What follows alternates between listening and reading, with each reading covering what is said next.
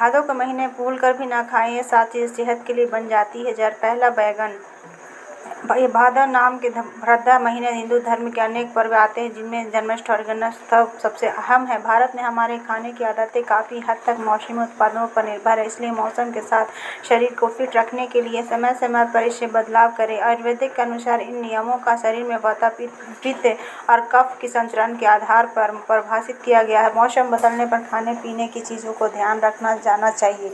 20 अगस्त 2024 यानी भादो मास शुरू हो गया है। इसका धार्मिक महत्व है के अलावा सेहत पर भी असर होता है, इसलिए इस महीने को कौन सी चीज़ें खानी चाहिए, किन चीज़ों से परहेज करना चाहिए, आइए विस्तार से जानते हैं। पहला, पत्तेदार सब्जियां ना खाएं। आयुर्वेदिक के पारंपरिक चिकित्सा प्रणाली के अनुसार भादों के महीने में हमें पत्तेदार सब्जियों से परहेज करना चाहिए। भादों में वात बढ़ जाता है और उसी महीने में पित्त जमा होने लगता है, इससे स्वास्थ्य संबंधी दिक्कतें आती है। बारिश के मौसम के चलते हरी पत्तेदार सब्जियों में बैक्टीरिया का डर रहता है, इसलिए इस खाने का स्वास्थ्य के लिए नुकसानदायक हो सकता है।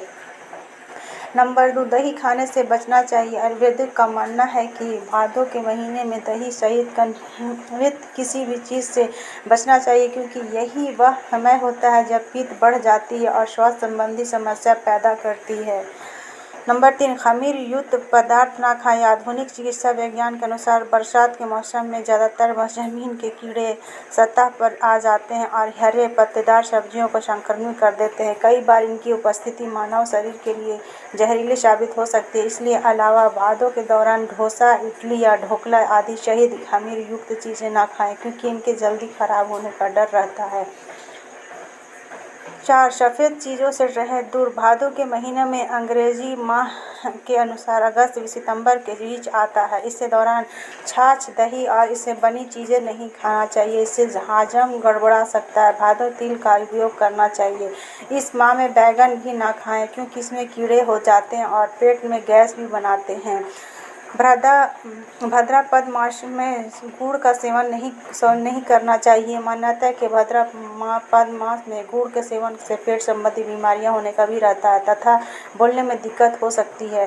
भादों के महीने में शहद नहीं ग्रहण करना चाहिए। भादों मास में प्याज, लहसुन, अधिक मसाले वाली चीज़ें भी ना खानी चाहिए। भाद्रपद मास में मछली, मांस, मंदिरा का सेवन वर्जित है, इसका त्याग करना चाहिए। भाद्रपद मास में नारियल का तेल नहीं खाना चाहिए। कहा जाता है कि इससे संतान सुख में कमी आती है। 11, इस माह में तिल का तेल नहीं खाना चाहिए, बीमारी का कारण बन सकता है। चलिए अब जानते हैं कि भादों माह में क्या खाना चाहिए। एक, भादों महीने में शारीरिक और बौद्धिक शुद्धि के लिए शाकाहारी भोजन की करना चाहिए, यह सेहत के लिए अति उत्तम माना जाता है। भाद्रपद मास भगवान श्री कृष्ण के जन्म का माह है। मान्यता है कि इस माह में पंचगन्य श्री कृष्ण आपर्ति के सेवन करते थे, इससे सभी शारीरिक और मानसिक कष्ट कट जाते हैं। भादों में गाय का दूध, गाय का घी और गाय का दूध से बने अन्य उत्पादन का सेवन करना चाहिए। मान्यता कि गाय के दूध का सेवन करने से वंश वृद्धि होती है। गाय का दूध खाने से शक्ति मिलती है। भाद्रपद में कृष्ण भगवान को तुलसी दल अर्पित करें और खुद भी तुलसी दल